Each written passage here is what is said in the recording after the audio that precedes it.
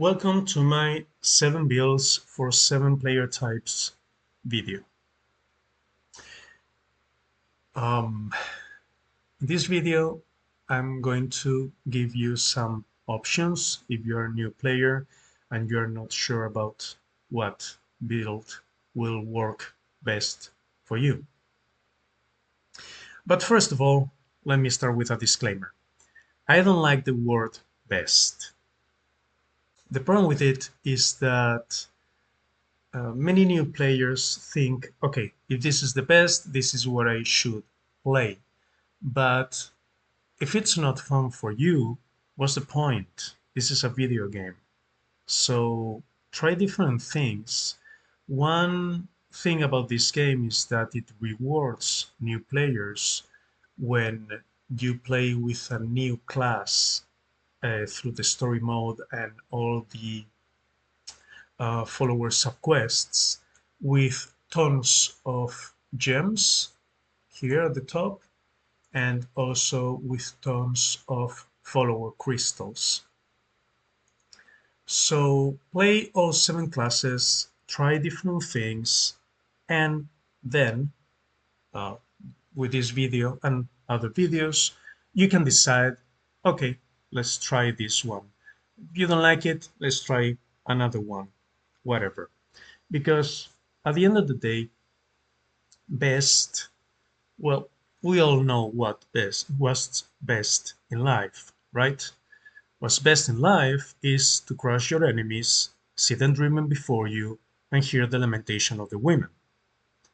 But I am not Genghis Khan, and neither are you. So have fun with the game.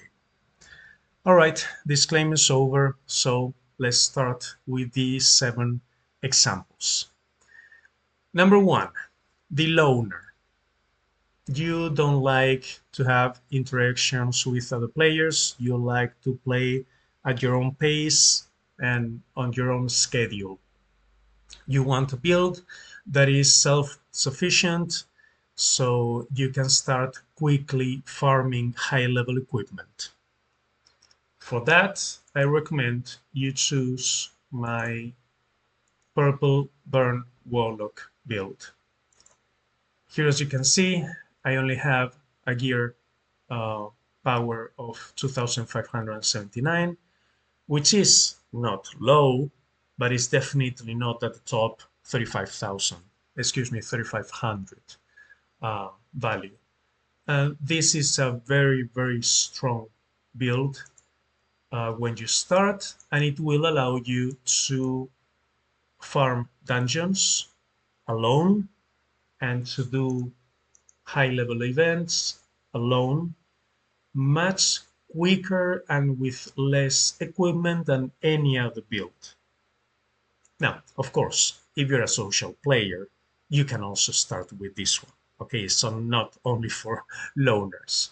But yeah, this is a build that gives you a lot of independence that you can start with, get it to a point where it works well for you, for what you want to do with it, and then move on to another one.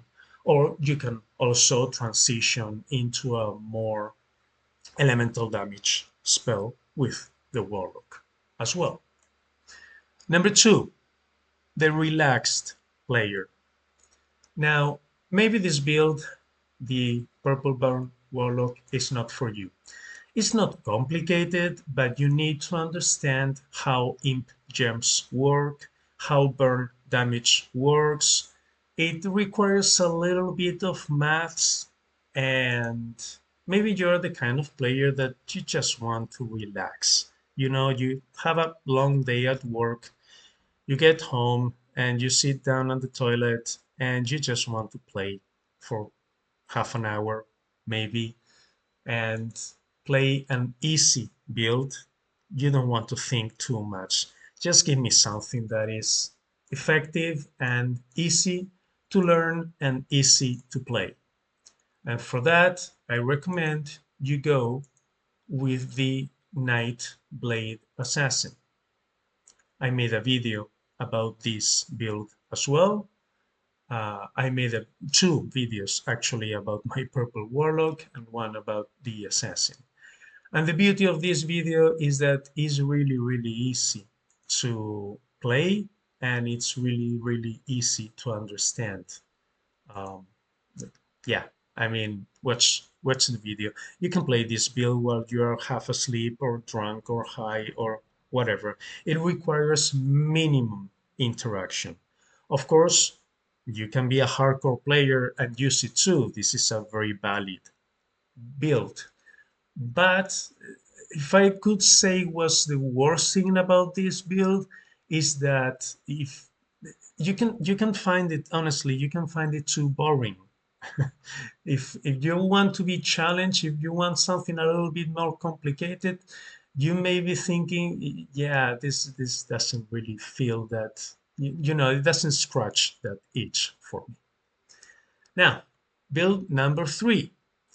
In this case is for the speedrunner wannabe. So you want to play fast.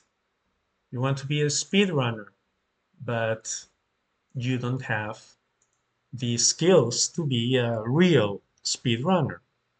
But you want to play adventures and play fast and farm a lot and be efficient with your time, either because you don't have a lot of time to play, or if you have a lot of time to play because you want to farm a lot. This is the build that I recommend. But in general, this is the color I recommend. If you want to play fast, go blue. Blue elemental builds. In this case, this is my blue shaman. This is my main build. So now you know what kind of player I am. I also make videos on YouTube, so I'm not only a speedrunner wannabe, but I definitely like to play fast. And you can use four really strong spells like the ones I'm using here and play really, really fast. Another option for this one that it can be faster but loses the stun from the spell, so it requires uh, using stunning rows is the blue um, necromancer. This one is not, I did some changes because I made a video about this one, but you can use these spells or different ones. Like, for example, you can go if you have very good equipment and go like this and just blast spell damage like a machine gun. It's really, really fast to play and really fun. And as I said, this is my favorite one. For number four, we have the non-gamer. You are new to video games or you just don't have a lot of experience and you don't like to die. You like a safe build that allows you to do everything at a reasonable speed. Now, the Purple Burn Warlock that I explained for the first class is a very safe build, but it's also very slow. So it's very specialized for that one thing of grinding high level equipment when you normally wouldn't be able to. But if you want to play a safe build and stay alive for as long as possible, as I said, if you want to go fast, go blue. If you want to be safe, go green. So two very, very popular builds are the green shaman. I'm not sure if I have here. Yeah, I have this one. As you can see, I don't really use this build, but this is one example of possible spells that you can use. Savage Juju and Poisonous Toads to deal damage and generate gems in the case of Poisonous Toads and debuff the enemy in the case of Savage Juju. And then I also have two additional gem generators. So what makes this build safe? Well, there are two pieces of equipment that are essential for this. The first one are the Serpentine Pants. These pants increase your starting armor every time you cast a green spell, and you have 4 green spells with this build. Then on top of that, you add this amulet, which is the amulet of the first, that gives you additional green mana, well, green gems on round 1. And finally, you replace one of these spells with, let me see if I can find it. Is it this one? Yeah, Dispel Magic, which drains the opponent's mana. So you're basically every turn increasing your armor every time you cast a spell, and at the same time, you prevent the opponent from casting spells themselves. So they can only hit you with physical attacks, which go against your armor, but you're generating armor every turn. Now, the worst thing about this build is that if you try to face really strong enemies, uh, it's basically you're hitting them with a wet noodle, and they're hitting you hard, but because you can recover more in armor that they can deplete, yeah, those fights can drag on and on and on. So these are builds that you need to work to increase your attack considerably, but they're really, really a safe bet if you just want to play something that is basically immortal, and unless you're making a big mistake. As I said, the green shaman is very popular, and the other one very popular build is the green uh, mercenary. And as you can see here, I have the Serpentine Pants, and I have the Amulet of the First, and I don't have Dispel Magic. However, I have this uh, mercenary exclusive spell, which is Find Weakness, which is basically Dispel Magic on steroids. It drains the enemy's mana, but it also increases your critical hit chance and your critical hit damage. And as I said, both builds are highly recommended. The Shaman one is elemental damage one. Also, it can use a physical one as well, but the elemental one is the more popular one. And these are really, really safe bets. Highly recommended if you're this type of player. Next is number 5, the Power Fantasy. You want big numbers. You like to see big, bright, red numbers on the screen. You like big critical hits. Well, this is the game for you. If you itemize all your equipment with attributes that increase your, let's go to the offense stat, critical hit damage, you can reach 152 additional crit damage on each piece of equipment. If you multiply that number by 12, that is 1,800 additional damage in percentage.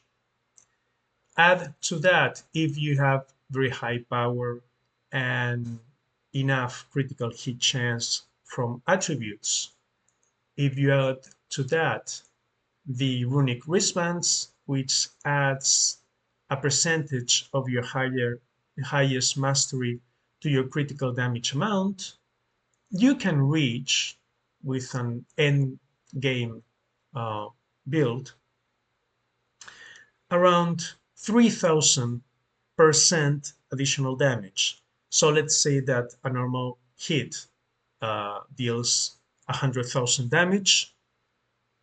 You're dealing an additional 3 million on top of that.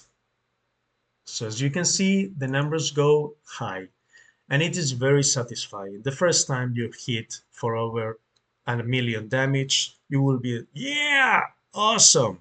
and then the first time you deal over 5 million damage, is going to be great. So if you're like this type of player, you like to take screenshots and show it to your friends and, hey, look at that. I dealt, I don't know, 100 million damage. Ain't this awesome? Yeah, this is the type of build for you. Now, this is a green build. Uh, and for this type of player, you can use this one. This is a very good one. But generally speaking, the best thing you can do is go red.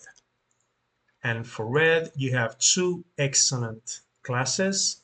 First of all, the Berserker.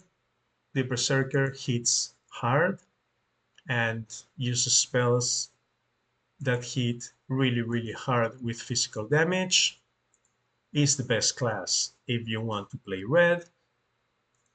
And the second option that is also very good physical damage dealer is the Necromancer.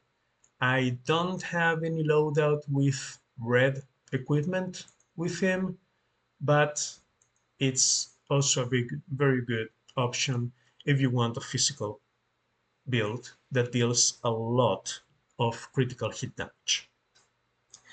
Next is number 6, the Gambler. All right. So you like critical hit damage, but you also like, to spice it up a little bit. Welcome to Rainbow Builds. Now, this is not a real rainbow build. As you can see, I don't have selected. This is not something that I use. This is just for a video I make as an example. But basically, standard builds use only one color in their spells. Rainbow use 4 different colors.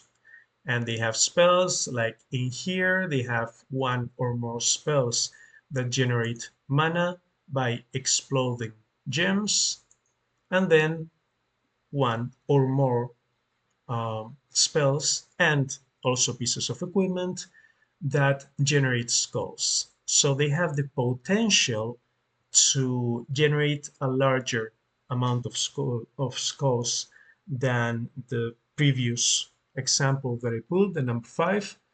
But these builds are really, really unstable. They're for gamblers. If you want to play Russian roulette, if you want to play a build that the highs are really high but the lows are very low, there is high risk, high reward, play a rainbow build. I'm working right now on a rainbow build that I will hopefully upload a video the next month if things go according to plan, uh, because these builds are tricky, okay? And I don't recommend this build for two types of players. First of all, if this is your first build, I don't recommend it. For this, you want to have decent level equipment and spells and a decent level citadel with good all starting mana, because you are using different colors, so you cannot spend a lot of attributes on increasing each one of your colors starting mana. And the second one, if you're the type of player who gets angry, because as I said, and this is high risk, high reward. When you win, you deal a lot of damage and it's very satisfying. But when you lose, if you're the type of player who likes to punch the screen of your device, yeah, this may not be for you or for your wallet. And that's it. If you like it, if you found it useful, please like, comment, subscribe, and thanks for watching.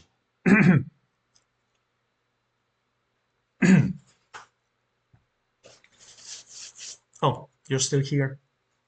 Okay. I guess you're waiting for the 7th one, right? Well, let me tell you this. Please don't kill the messenger, okay? Um, yeah. Number 7. Don't blame me, okay? You could have left. already. So, number 7, the masochist. You like pain, you like suffering, you like misery, you like to play the underdog. Everyone tells you that your build sucks. You know that your build sucks, and yet you want to do it. Welcome to the Yellow Paladin. Okay, now in all seriousness, this game is a live service. Every 2 or 3 months, almost 3 months, a new season is released and new spells and new equipment are released. And there have been some changes in the past for the game. But right now, at the moment I'm recording this video, and today is July 23rd, 2025, yellow builds are underwhelming, to say the least. I really hope the developers take the time to buff them a little bit because they really need some love. But right now, they are not very good. Now, you can say, but I see a lot of high level paladins in the game. It can be that bad, right? Well, it is true that if you have a maxed level or near max level. And what I mean by that is max level gear. Okay, you have a good build with good gear, with good scrolls, and so on. You can do all the different content that this game has to offer with a paladin. But getting your build there is going to take you at least twice as long, and you will have to put at least twice the effort as any other build. Because right now, the Paladin is the underdog. And I don't like it. I wish the developers buffed it. But right now, I cannot recommend it. So if you play a yellow Paladin, you have my respect. But you don't have my sympathy. You're doing this to yourself, okay? Don't blame others. You're playing this class because you want to challenge yourself, and that's great, but you're shooting yourself in the foot, okay? So, yeah. And this is the real end of the video. Thank you very much for watching. I hope you enjoyed the jokes and the humor. I just wanted to make a different type of video this time. So that's it. As always, please leave your feedback down below and see you in the next one.